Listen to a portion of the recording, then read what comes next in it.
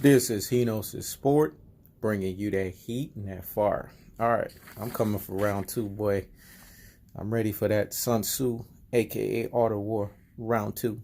You came up with another stupid video somebody brought to my attention, the hype and the myth of Errol Spence. Okay, let's get right into it.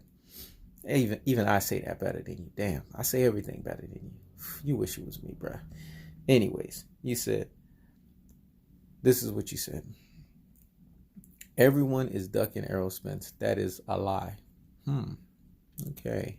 So Daddy Garcia is not ducking Errol Spence. Sean Porter's not ducking Errol Spence. Keith Thurman's not ducking Errol Spence. We just saw the media press conference in 2018 when Spence and Garcia officially announced their fight. And what did Spence say? He tried to make fights with Sean Porter. Why did you negate to mention that? He tried to make fights with Keith Thurman. Why did you negate to mention that? He tried to make fights with Danny Garcia. Why did you negate to mention that? These all stablemate fighters, supposedly the top fighters of the welterweight division. Why they don't want no smoke? I wonder why. I think it's according to Danny Garcia's own admittance that Errol Spence is what? The boogeyman of the welterweight division. It has come out of other welterweights' mouths that he's the boogeyman of the welterweight division. So what the fuck are you talking about, dude? I wonder when Errol Spence beats Mikey, what are you going to say? Because everyone keeps saying Mikey is this guy that he's a 4-time division champion and his skills transcend weight classes, like you so ignorantly and naively say. 126, 130, 135, 140. I wonder when Errol Spence beats him, man, is Errol Spence truly going to get the respect he deserves? No, he's not. You know what the building excuse is going to be? Oh, he was the bigger guy. That's what people are going to say. Oh, he was supposed to win because he won by his power and size. Even if he outboxes Mikey Garcia, people are going to say that he won by power and size. We already know. But see, me, I'm keeping the foot on the neck, so I don't got time for that nonsense.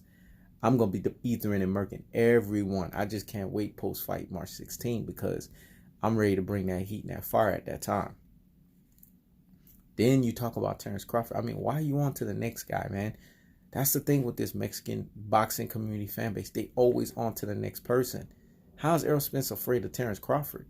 When they both confronted each other, it was mutual respect. What the fuck were you watching? They had a long 11-something minutes on ES News with them going back and forth with each other. They all both were talking trash to each other. They both were sizing each other up. What were you watching? Clearly, you could see there's mutual respect for these guys because they're the true two top dogs of the welterweight division. So they can look at each other eye to eye because nobody else wants to smoke. And last time I checked, Bob Arum is, see, this is bigger than what your Rudy Pool and your Plum brain can ever fathom. There's a big issue going on between Bob Arum and Al Haymon. That's public knowledge, man. That's been going on for years. So when people sit there and think that, oh, Terrence Crawford and Errol Spence fight can't be made or Errol Spence is ducking Terrence Crawford, there's a deeper issue there, man. Errol Spence brought it up when he threw that jab at Bob Arum and said, oh, so you act like you don't know who Al Haymon is. Who is Al Haymon? Come on, man. It's public knowledge that these guys don't like each other. He's just mad because Al Haymon has cornered the market. Everyone knows that. PBC, their rise is unprecedented in boxing. They corner the market. They're the biggest promotion out of everyone. They got the biggest stablemate of fighters. Everyone knows that. So what the fuck are you talking about? Terrence Crawford is literally on the other side of the block. So for a fight like that to take place, because Bob Arum likes money, which is something you don't understand, the money and the politics of boxing, the fight has to be built up. It has to be built up of epic proportions. This is why I got them fighting September 2020. But see, this is something your little peon brain don't understand. These guys have to build that fight up because we're talking about another classic, Hearns versus Hagler 2.0. Then you want to sit here and say strap season. You know, he calls himself strap season. Why he don't want that smoke? Again, Errol Spence does want that smoke. He's been trying to fight everyone in his stablemate. They all running like roaches. I'm going to say that again. They all running like roaches. The only person that wants that smoke is Terrence Crawford. But that fight's not going to happen right now because financially and from a boxing business standpoint, it doesn't make sense. Yeah, it'll be good for us boxing fans.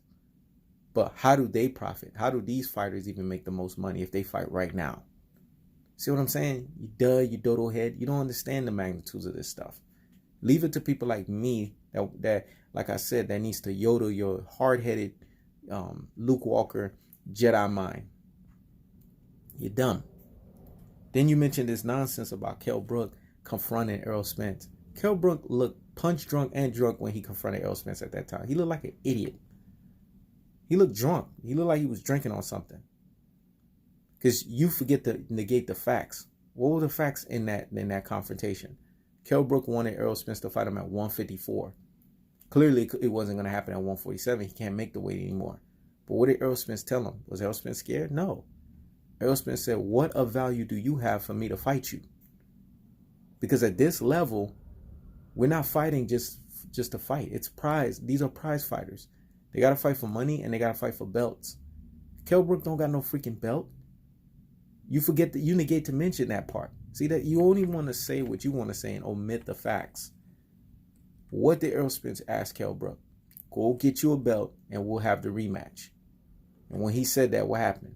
Kell Brook got quiet as you don't know what. And confused. He looked dazed in his face. And if he was so scared, why did he look at him and said, I'll stop you again? Straight to his face. And then you sat there in a delusional and el hipocrito way. No, el delusional and el hipocrito way. And then turned around and said that if Kell Brook is better conditioned and better prepared, he's going to beat Errol Spence. That sounds stupid. He was at his best. By his own admission and his trainer's admission, they both said that Kell Brook was at his best condition and best trained and best prepared of any fight. That came out of their mouths. So now they lying?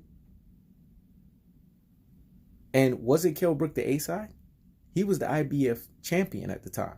Was not Errol Spence. So Errol Spence had to wait until Kell Brook was fully ready, training-wise, for him to fight him. See, again, I'm bringing facts, man. I'm bringing receipts out here in these streets. I'm not doing this. Because Errol Spence wanted to fight Kell Brook prior to the Triple G fight. You always negate to mention that. Kell Brook ducked him. Then he waited until Kell Brook was fully healed and fully in shape before he fought him. And you also negate to mention that Errol Spence went and fought him where? In Sheffield, man. He fought him on his turf in the UK in front of 20,000+ fans. He ain't had nobody there that was supporting him. He beat him on his turf. Do you understand the magnitudes of pressure that man had to deal with? That's why I like Errol Spence. See, me and him are the same. We thrive under pressure. We love pressurized situations. That's why I fucks with him. So what the fuck are you talking about when you sit there and you mention these lies after lies after lies? Now we're going into Kell Brook again, a rematch. We're going into Terrence Crawford, which doesn't he have to fight Amir Glass Chin Khan right now? That has nothing to do, because you know what you're doing? You're setting up built-in excuses to negate the fact of what's going on between the fight that's about to happen between Errol Spence and Mikey Garcia, because you know Mikey Garcia is going to get fucking stopped, and you don't want to admit that shit. I tell you, man. People, boy, they always want to hate on Errol Spence. Errol Spence is going to be one of them fighters like Floyd Mayweather. When his career is all said and done, he's not going to get the credit he deserves, because they're always going to have a built-in excuse as to why he's won. I'm going to say that again. They're always going to have a built-in excuse as to why he's won. It's just ridiculous at the highest levels, man. The man don't get respect. But come March 16, you and all of these Rudy Poo and Plum Brain Mikey Garcia fans are going to have to put respect on his name and my name. This is He Knows His Sport. Checking out.